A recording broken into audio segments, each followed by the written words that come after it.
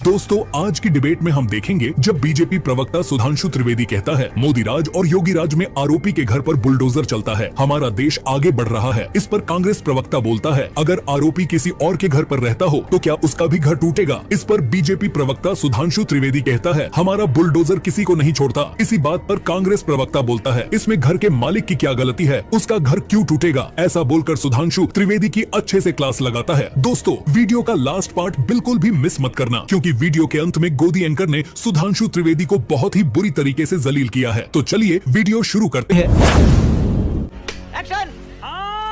सबसे पहले अभय दुबे जी कश्मीर चुनाव पर आते हैं। कश्मीर चुनाव पर अब तो पाकिस्तान की भी एंट्री हो गई है।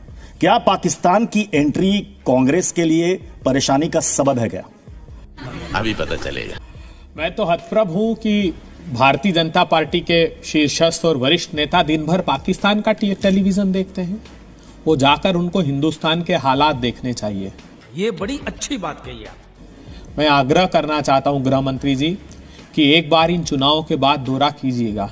जिस दिन नई सरकार का मंत्रिमंडल शपथ ले रहा था उस दिन 50 राउंड फायरिंग की है जम्मू में हमारे तीर्थयात्रियों पर, रियासी में। शर्म करो शर्म। तो कश्मीर घाटी के हालातों का संज्ञान लीजिए और पाकिस्तान का टेलीविजन देखना बंद कर दीजिए। सुधांशु जी, पाकिस्तान की तो आदत है, बीजेपी इसे इतना हाइप क्यों दे रही है? Good question. तो हमारे विद्वान मित्र अभय जी ने कहा कि कश्मीर का हमें पाकिस्तान का टीवी देखना छोड़ देना चाहिए। टीवी देखने की जरूरत नहीं है। पाकिस्तान जाकर किसने कहा था मोदी को हटाओ? इनके विदेश मंत्री सलमान खुर्शीद और पूर्व कैबिनेट मंत्री मणिशंकर अय्यर ने। और मैं एक बात और भी कहना चाहता हूं, आज कश्मीर के हालात देखिए तो हमें कोई आंकड़े और टारगेट किलिंग, बिल्कुल मैं मान रहा हूं। हमारी सरकार आने से पहले के जो हालात थे वो सिर्फ कश्मीर में नहीं पूरे हिंदुस्तान में ऐसे थे। अच्छा, बस अड्डे पे लिखा रहता था, ट्रेन पे लिखा रहता था, पार्क में लिखा रहता था, कोई चीज छूना नहीं, धमाका हो जाएगा। अब वो लेकिन कश्मीर में सेना पर सिविलियंस पर हमला तो बंद नहीं हुआ। नहीं, मैं बता रहा हूं, भले आप कहेंगे कि अब कश्मीर और जम्मू कश्मीर के सेना को टारगेट करना और सिविलियंस को टारगेट करना ये तो बंद नहीं हुआ। ये हुई ना बात। मैं बता रहा हूं, अब वो जम्मू कश्मीर के 4-5 जिलों तक सिमट गया। अब कश्मीर में क्या बदलाव आया? अब बताइए, अब कश्मीर में पाकिस्तान के जिंदाबाद के नारे दिखते हैं, आईएसआई के झंडे दिखते हैं, पाकिस्तान के झंडे दिखते हैं, पत्थरबाजी करती हुई भीड़ दिखती है। जुमे की नमाज के बाद एक पत्थरबाजी करते हुए कोई इंस्पेक्टर अयूब पंडित को मारने वाला कोई दिखता है? अब कोई ये कहता है कि लाल चौक के ऊपर कोई भारत का झंडा नहीं फहरा पाएगा? अब कोई कह पाता है कि तिरंगे झंडे को कंधा देने वाला कोई नहीं मिलेगा? ऑडियंस की तरफ से भी सवाल आना जरूरी है। अभी मजा आएगा ना भिड़ो। कश्मीर के मुद्दे पर क्या सवाल है आपका और किससे बताइए? सर, मेरा भाजपा से सवाल है, सुधांशु सर से, है कि वहाँ पे स्टोन पेल्टिंग की घटनाएं कम हुई है, लेकिन सर कम हुई है सर, खत्म तो नहीं हुई है, लेकिन टारगेट किलिंग्स और ड्रग्स कंजम्पशन यूथ में बढ़ गया है। इसके लिए भाजपा क्या कर रही है? नहीं, जो आपने बात कही है टारगेट किलिंग भी कम हुई है, मैंने इसलिए आपको बताया पूरे भारत से समेटकर अब जम्मू कश्मीर के 4-5 जिलों में रह गया। जम्मू कश्मीर के अंदर भी भारी परिवर्तन आया। अगर ऐसा होता तो 2023 में 2 करोड़ पर्यटक नहीं आते। अच्छा, नहीं आते। अब बात करते हैं वन नेशन वन इलेक्शन। सवाल यह है कि वन नेशन वन इलेक्शन कितना जरूरी है। मैं सुधांशु जी ये बताइए कि एक तो इसको लेकर के कमेटी बनी, लंबी चर्चा हुई, सुझाव लिए गए और उसके बाद फिर वो रिपोर्ट सामने आई जिसमें सिफारिश की गई कि ये पॉसिबल है, किया जा सकता है। लेकिन अगर ऐसा होता है तो ये कितना प्रैक्टिकली पॉसिबल हो पाएगा? You are a good question.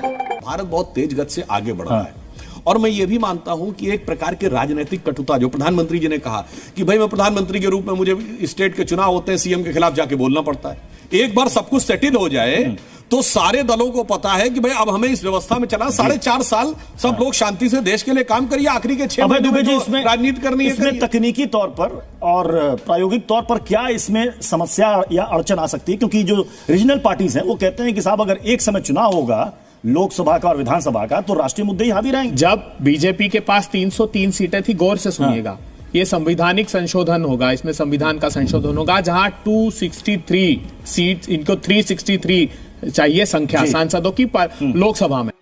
बात तो सही है। कितनी है अभी? 240 और बमुश्किल बैसाखियों के सारे 271 हुई है। जब 303 सीटें थी, 353 एनडीए की थी, तब प्रधानमंत्री जी को ये बात नहीं समझ में आई। लेकिन अब चूंकि बैसाखियों पर आ गए हैं तो एक ऐसी बात जो अप्रासंगिक है और जो संभव नहीं है, ये यूनियन ऑफ स्टेट्स है साहब। आप जितने बदलाव देख लीजिए, पेट्रोल डीजल के भाव कम हुए तो कब हुए? जब राज्यों के चुनाव आने वाले थे तो प्रधानमंत्री जी ने डर के मारे कम कर दिए। कृषि के क्रूर काले कानून कब हुए? जब उत्तर प्रदेश के चुनाव आने वाले थे तो डर के मारे प्रधानमंत्री जी ने यह बदलाव कर दिया। तो यह डर अच्छा है और क्षेत्रीय दल प्रजातंत्र की जांच चौकियां है। प्रधानमंत्री जी, एक पार्टी एक देश में भारतवर्ष बर्दाश्त नहीं करेगा। इस प्रजातंत्र के ताने बाने को हम बरकरार रखने के लिए आपके खिलाफ ये लड़ाई नहीं। ठीक है, चलिए अगले सवाल की ओर बढ़ते हैं। सिर्फ एक सवाल। बोल 50 साल जब इनका अनवरत शासन रहा, एक क्षेत्रीय दल बता दें जिसकी सरकार कार्यकाल पूरा कर पाई हो। चुनौती 47 to 90। तो ये क्या इतिहास से प्रतिशोध? ना क्षेत्रीय दलों के विरुद्ध आप थे और हमारी राज्य सरकार, बताइए हमारी सरकार में अटल जी और मोदी जी की सरकार में कितनी सरकार बर्खास्त की? अरे आपने गिराई, महाराष्ट्र में कर दिया आपने, मध्य प्रदेश में कर दिया आपने। अगले सवाल पर आते हैं। अगला सवाल है बुलडोजर एक्शन और एनकाउंटर में जाति का सवाल। क्या बुलडोजर मजहब और जाति देखकर चलता है? बताता हूँ।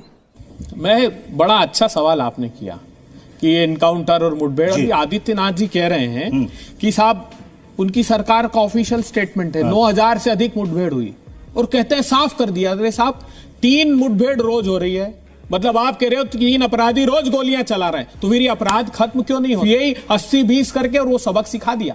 जो मंगलसूत्र की राजनीति थी, जो मटन मछली की राजनीति थी, जो शमशान कब्रिस्तान की थी, जो दिवाली रमजान की थी, उसका उत्तर प्रदेश की जनता ने सबक सिखाया। आधे रह गए।